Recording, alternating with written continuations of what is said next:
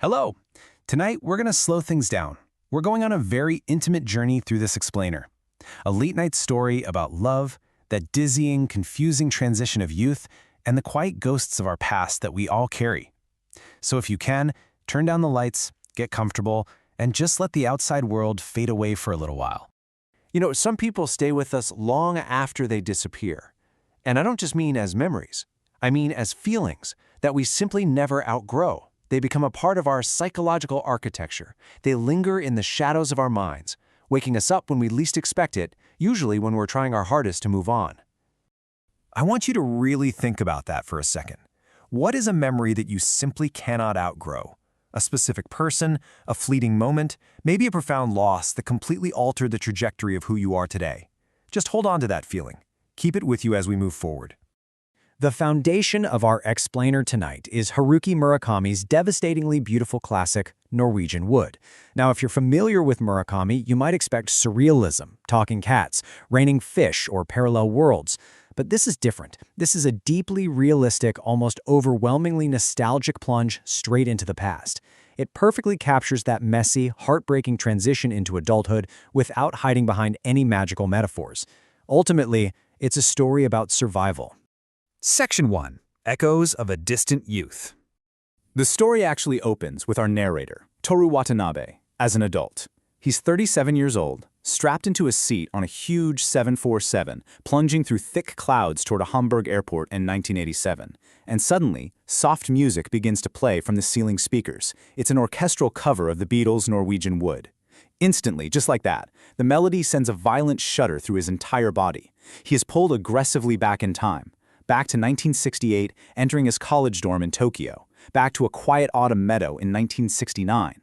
Because memory is never chronological, is it? It's emotional. A single chord of music or a familiar scent can collapse 18 years in a second. Memory is a funny thing. I didn't give a damn about the scenery that day. I was thinking about myself. He's reflecting on this universal truth of youth. He and his first love, the beautiful Naoko, were walking through a gorgeous October meadow, but he was completely blind to it. He was too wrapped up in his own existential loneliness to even notice the world around him. And honestly, we are so desperately blind when we are young, aren't we? Section 2. Toru and Existential Loneliness. So why is Toru so profoundly disconnected? Well, it stems from a sudden, shattering loss. Toru's best and really his only friend, a boy named Kazuki, commits suicide at age 17 after a totally normal, casual afternoon of playing pool. No note, no warning signs, just gone. After that, Toru moves to Tokyo trying to escape the memories, but he carries something heavy with him. He describes it as a knot of air. Think about how visceral that is. It's a physical manifestation of grief. A suffocating, hollow contradiction resting right in his chest that makes the entire world feel fake. Toru becomes a quiet observer, reading his books alone, feeling entirely alienated from the bright, loud lies of the normal people buzzing around him. And from that invisible knot of air, he comes to this absolutely profound realization. Death exists, not as the opposite, but as a part of life. I want you to really let that sink in. Death is not just some event waiting for us at the very end of the road. It is in the air we breathe, like fine dust settling on everything. It is already here, tangled up in how we live. Section 3. Naoko and the Fragile Past. You see, Toru wasn't the only one left behind when Kizuki died. There was also Naoko. She was Kizuki's childhood sweetheart. She is beautiful, quiet, and fundamentally broken by trauma. During that autumn walk in the meadow we mentioned earlier, she tells Toru a terrifying story about a field well, a dark, bottomless opening in the earth completely hidden by the tall grass. If you step just 1 inch off the safe path, you fall into the darkness, all alone, forever. This isn't just a scary story. This is exactly how Naoko lives every single day. She is constantly terrified of her own mental fragility. The deep trauma of losing both her sister and Kizuki to suicide leaves her with this lingering fear that she too could suddenly slip into the void at any moment. Toru and Naoko become deeply bound by this shared, unspeakable trauma. They spend their Sundays taking these silent, endless walks through the sprawling streets of Tokyo, desperately searching for an anchor in each other. But here is the heartbreaking reality that the story forces us to confront. Love alone cannot fix deep psychological suffering. It just can't. Eventually, Naoko's fragile mind begins to fragment.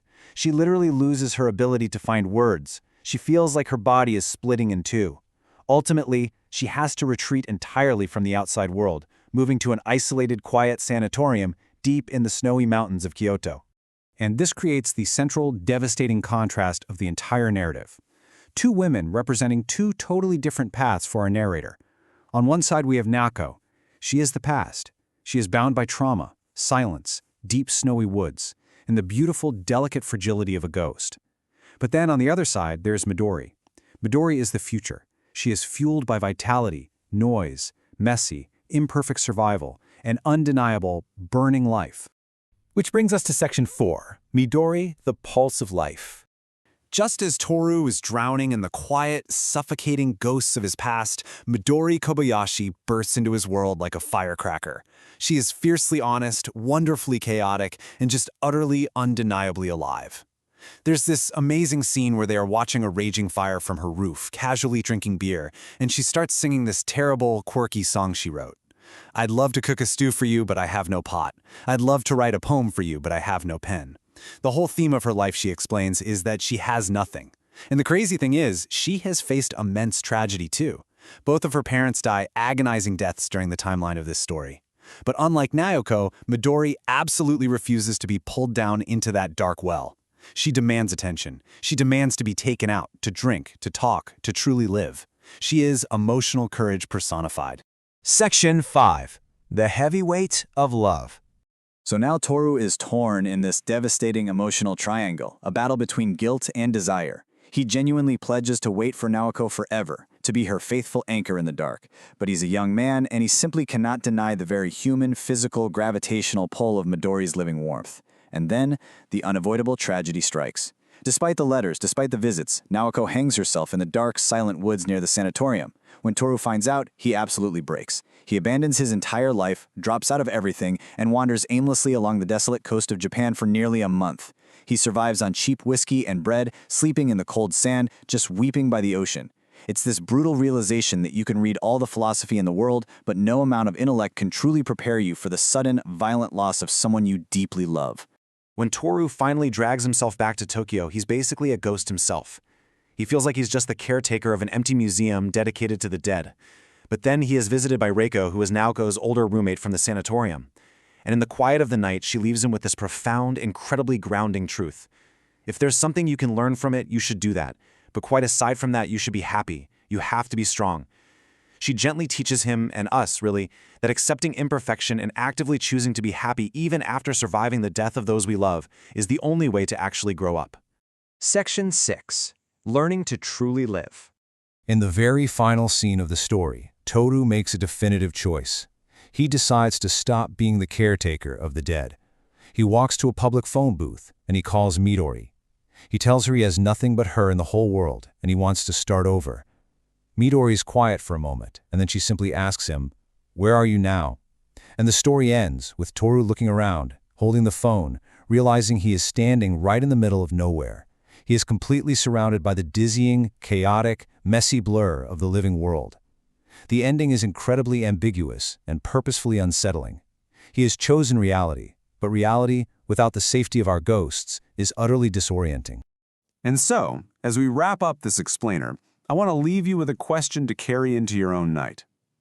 If we are all destined to carry the ghosts of our past forever, what does it actually mean to truly live today? How do we honor the people we've lost without slipping into the dark well ourselves?